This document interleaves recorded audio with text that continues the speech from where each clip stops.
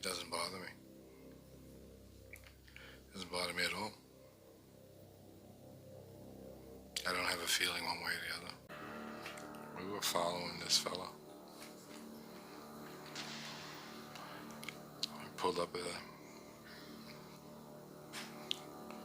at a red light, came alongside of him, and shot the shotgun, took his head off. He never saw the green light. It was a sawed-off shotgun. It was very, as a matter of fact, when it happened, it surprised me.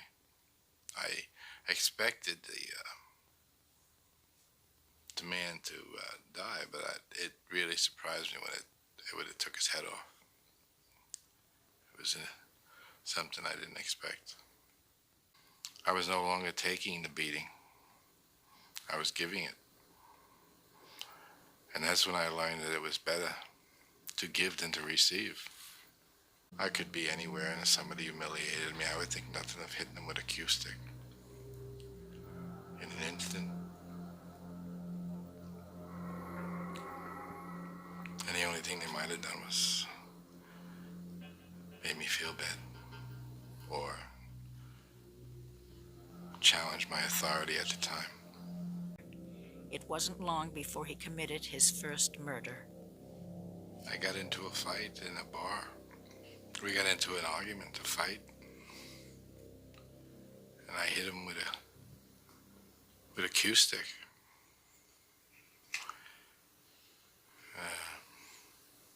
A few too many times. And he died. I remember one guy, he was owed a lot of money. Well, I guess considerable amount of money.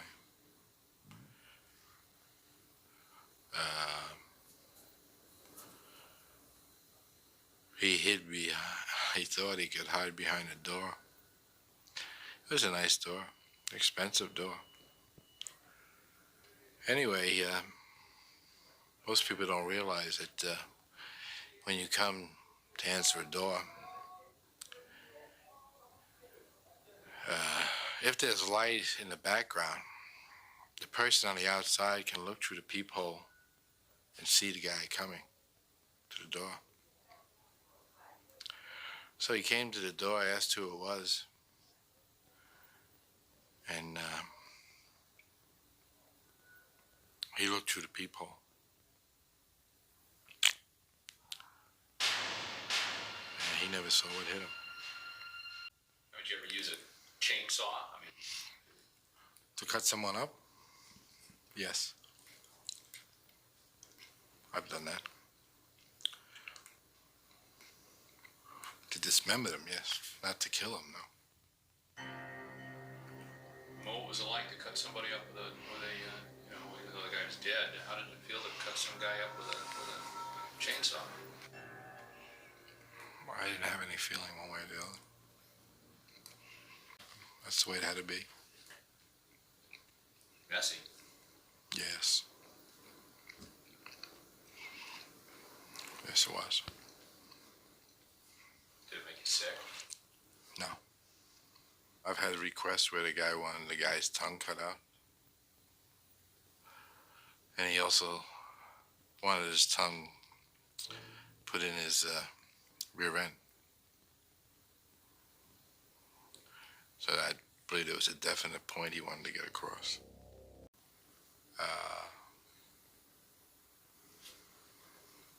I don't know. I don't think I'll go into that. Go ahead. Yeah, it's not a good one. No, go ahead. Tell him.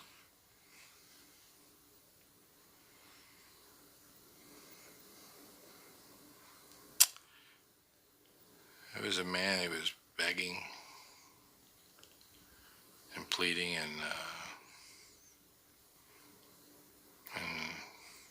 and praying, I guess.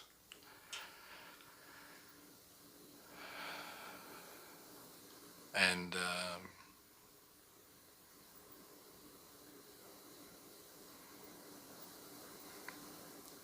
he was pleased God and all over the place.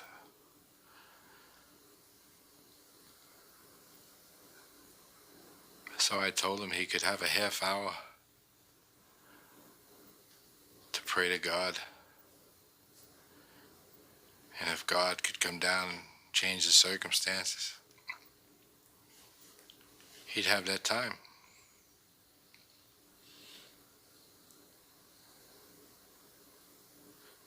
But God never showed up.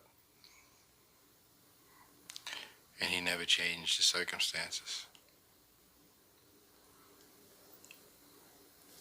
And that was that. Richard, what did you charge for a hit? If I hit somebody, I wouldn't hit it for peanuts.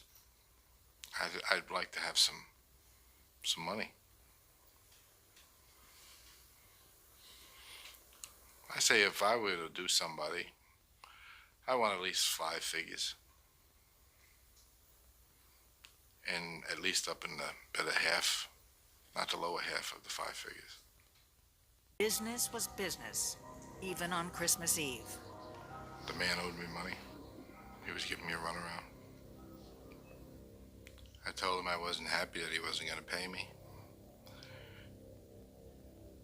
He had the attitude that nobody could hurt him. I think he was wrong. Anyway, he never saw Christmas. What did you use? A gun. Extremely loud inside of a car. Matter of fact, my ears were ringing for a long time. What'd you do afterwards? I walked away, got in my car, and went home. What'd you do when you got home? I put toys together for the kids for Christmas.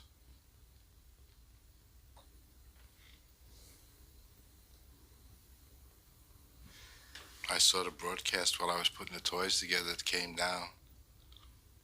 Mob-related killing. That was the first time I knew I was mob-related. How'd you feel?